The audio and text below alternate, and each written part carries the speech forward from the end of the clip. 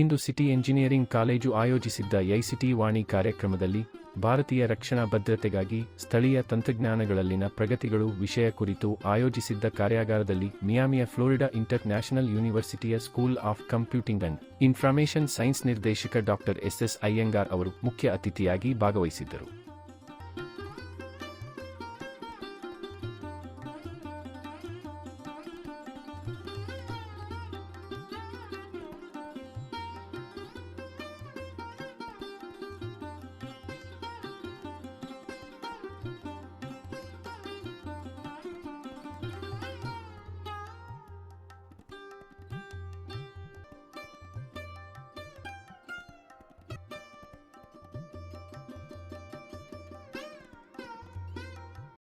ಈ ಸಂದರ್ಭದಲ್ಲಿ ಅವರು ಮಾತನಾಡುತ್ತಾ, ಇಂದು ವಿದ್ಯಾರ್ಥಿಗಳಿಗೆ ಆಲೋಚನೆ ಮಾಡುವ ಶಕ್ತಿಯನ್ನು ಪ್ರಾಧ್ಯಾಪಕರು ಹುಟ್ಟುಹಾಕುವ ಮೂಲಕ ಭವಿಷ್ಯದ ನವ ಭಾರತದಲ್ಲಿ ಎದುರಾಗುವ ಸಮಸ್ಯೆಗಳಿಗೆ ಪರಿಹಾರ ಕಂಡುಕೊಳ್ಳಲು ವಿದ್ಯಾರ್ಥಿಗಳನ್ನು ರೂಪಿಸಬೇಕಿದೆ ಮತ್ತು ಕಾಲೇಜಿಗೆ ಬಂದು ಕೇವಲ ಪಾಠವನ್ನು ಕೇಳುವುದಕ್ಕೆ ಸೀಮಿತವಾಗಬಾರದು. ವಿದ್ಯಾರ್ಥಿಗಳಲ್ಲಿ ಹೊಸದಾಗಿ ಆಲೋಚನೆ ಮಾಡುವ ಶಕ್ತಿಯನ್ನು ನಾವು ಬೆಳೆಸಬೇಕು. ಅಂದಾಗ ಮಾತ್ರ ಅವರು ಭವಿಷ್ಯದಲ್ಲಿ ಎದುರಾಗುವ ಸಮಸ್ಯೆಗಳಿಗೆ ಪರಿಹಾರ ಕಂಡುಕೊಳ್ಳಲು ಸಾಧ್ಯವಾಗಲಿದೆ. ಭಾರತದಲ್ಲಿ ಪ್ರತಿಭೆಗಳಿಗೆ ಕೊರತೆ ಇಲ್ಲ ಎಂಬುದನ್ನು ನಾವು ನಿರೂಪಿಸಬೇಕು ಎಂದು. ಏಕೆಂದರೆ ಬಹಳ ಎಲ್ಲರಿಗೂ ಆಪರ್ಚುನಿಟೀಸ್ ಸಿಗುತ್ತೆ. ನಾವು ಆಪರ್ಚುನಿಟೀಸ್ ಸಿಗಿದಾಗ ಏನಾಗುತ್ತೆ ಅಂದರೆ ನಾವು ಅದನ್ನು ಗಮನಿಸಲ್ಲ, ಏನೋ ಒಂಥರ ಮಾಡ್ತೀವಿ. ಸೊ ನಾನು I been able to use those opportunities and it is a very interesting life. ಏಕೆಂದರೆ for every success there has been some failure also, because failure is a stepping stone to success. ಹಾಗಾದರೆ ನಿಮಗೆ ಏನೇನು ತೊಂದರೆಗಳು ಬಂದರೂ ಅದನ್ನೆಲ್ಲ avoid ಮಾಡಿಕೊಂಡು ನೀವು ಮುಂದಕ್ಕೆ ಹೋಗಬೇಕು, ಆಯಿತಲ್ಲ. ನನಗೇನು ಅನಿಸಿದ್ರೆ, ಇದೆಲ್ಲ ಕೂತಿದ್ದಾರೆ ನೋಡಿ, youngsters, faculty, they are so talented. India ಭಾಳ ಟ್ಯಾಲೆಂಟ್ಸ್ ಇದೆ. ಇಲ್ಲಿ ಯಾರೋ ಒಬ್ಬರು ಫ್ಯಾಕಲ್ಟಿ ಬೆಳಗ್ಗೆ ಹೇಳ್ತಾಯಿದ್ರು ಡ್ರೋನ್ಸ್ ಮಾಡ್ತಾಯಿದ್ದೀರಾ ಅಂತ. ನನ್ನ ಲೆಕ್ಚರ್ ಬಂದಾಗ ನಾನು ಎಲ್ಲ ಹೇಳ್ತೀನಿ. ಆದರೆ ನಾನು ಏನು ಹೇಳೋಕ್ಕೆ ಬಯಸ್ತೀನಿ ಅಂದರೆ, ನೀವೆಲ್ಲ ಕೆಲವು ಟೀಚರ್ಸ್ ಆಗಿದ್ದೀರಾ, ಭಾಳ ಚೆನ್ನಾಗಿ ಹೇಳ್ಕೊಡಿ. ಏಕೆಂದರೆ ಭಾಳ ಟ್ಯಾಲೆಂಟ್ಸ್ ಇರ್ತಾರೆ. ಒಂದು ಸ್ಟೋರಿ ಹೇಳ್ತೀನಿ ಕೇಳಿ, 2 ನಿಮಿಷದಲ್ಲಿ 1 ನಿಮಿಷದಲ್ಲಿ. ಅವರು ಪ್ರೊಫೆಸರ್ ಹಾರ್ಡಿ ಅಂತ ಒಬ್ಬರು ಒಳ್ಳೆ ಮ್ಯಾಥಮೆಟಿಷಿಯನ್ ಇದ್ದರು, ಕೇಳಿದ್ದೀರಾ ಹಾರ್ಡಿ ಅಂತ? ಅವರು ಆಕ್ಸ್ಫರ್ಡ್ ಯೂನಿವರ್ಸಿಟಿನಲ್ಲಿದ್ದರು. ಅವರೇ ಕ್ಯಾಲ್ಕುಲಸ್ ಅದೆಲ್ಲ 1942-44ನಲ್ಲಿ ಅವರೇ ಮ್ಯಾಥಮೆಟಿಕ್ಸ್ಗೆ ಫೌಂಡೇಶನ್ ಕೊಟ್ಟಿದ್ದು ಪ್ರೊಫೆಸರ್ ಹಾರ್ಡಿ. ಅವರು ಹಾರ್ವರ್ಡ್ ಯೂನಿವರ್ಸಿಟಿಗೆ ಹೋದರು 1945ರಲ್ಲಿ. ದೊಡ್ಡ ಕಾನ್ಫರೆನ್ಸು ಇದೇ ಥರ. ಆವಾಗ ಒಂದು ಲೆಕ್ಚರ್ ಕೊಟ್ಟರು. ಆ ಲೆಕ್ಚರ್ ಕೊಟ್ಟಮೇಲೆ ಬೇಕಾದಷ್ಟು ಕ್ವಶನ್ಗಳು ಕೇಳಿದ್ರು ಎಲ್ಲರೂ. ಹಾರ್ಡಿ, ನೀವಿಷ್ಟು ಫೇಮಸ್ ಪ್ರೊಫೆಸರು, ಏನು ನಿಮ್ಮದು ಸ್ವಾರಸ್ಯ, ಹೇಗೆ ಆದರೆ ಎಷ್ಟು ಕಷ್ಟಪಟ್ರಿ ಅಂತ ಅವ್ರು ಹೇಳಿದ್ರು. ಅವಾಗ ಹಾರ್ಡಿ, ಬ್ರಿಟಿಷ್ ಮ್ಯಾಥಮೆಟಿಷಿಯನ್, ಅವ್ರು ಹೇಳಿದ್ರು, ನಾನೇನೂ ಕಂಡುಹಿಡಿದಿಲ್ಲ, ಏನು ಡಿಸ್ಕವರು ಮಾಡಿಲ್ಲ, ಬಟ್ ಆದರೆ ಒಂದು ಡಿಸ್ಕವರಿ ಮಾಡಿದ್ದೀನಿ, ನೀವು ಯಾರೂ ಮಾಡೋಕ್ಕಾಗಲ್ಲ ಅಂದರು. ಅವಾಗ ಎಲ್ಲರಿಗೂ ಕುತೂಹಲ ಆಯಿತು, ಯಾರು ರಿಪೋರ್ಟರ್ಸು ಅವ್ರಿಗೆಲ್ಲ. ಅವಾಗ ಏನು ಡಿಸ್ಕವರಿ ನೀವು ಮಾಡಿದ್ದು ಪ್ರೊಫೆಸರ್ ಹಾರ್ಡಿ ಅಂತ ಕೇಳಿದ್ರು. ಅವಾಗ ಅವ್ರು ಹೇಳಿದ್ರು, ನಾನು I discovered professor Ramanujam. So that it self clearly says ಏನು ಅಂದರೆ, ಅವರು ಏನೇ ಡಿಸ್ಕವರಿ ಮಾಡಿದ್ರು, ಬಟ್ ರಾಮಾನುಜಮ್ನ ಅವರೇ ಎಲ್ಲ ಮುಂದಕ್ಕೆ ತಂದಿದ್ದು, ಅವರೇ ಡಿಸ್ಕವರಿ ಮಾಡಿದ್ದು. That is the greatest Discovery which he did. You are all are either computer science or a EEE or IT oriented gentlemen and ladies. Today what is happening is, what is the $1 million question? I can call it as a million rupee also here, because most of us are Indians. What is the $1 million rupee question that is hanging over all of you? Will artificial intelligence going to replace us? Don't you think that is the main and the most important question that you have it? I think we need to replace that. You should never be bothered about the artificial intelligence being replaced. What you should ask is, how best can we take the advantage of the artificial intelligence, the ML and the cyber security? If this concept is adopted, there is no fear. God says, when I am here, why fear? So when Parthana Sarthiyada Partha Sarthine ನಿಮ್ಮ ಜೊತೆಯಲ್ಲಿರುವಾಗ you should never bother. And today you have the best of the best hero of this artificial intelligence and ML and cyber security. Sir is there. Please do take advantage of his presence. For every minute is important. Have many collaborations for the professor and the principal and all the management and all the HODs. I would indicate, take advantage of this gentleman. He is available at free of cost. He says some small fee charge. He will not even take anything of that. So kindly establish with this Nededaduva Devaru in AI. Take advantage of it and get going with the thing. So do not be afraid of AI. Embedding of AI is the most important thing that can happen.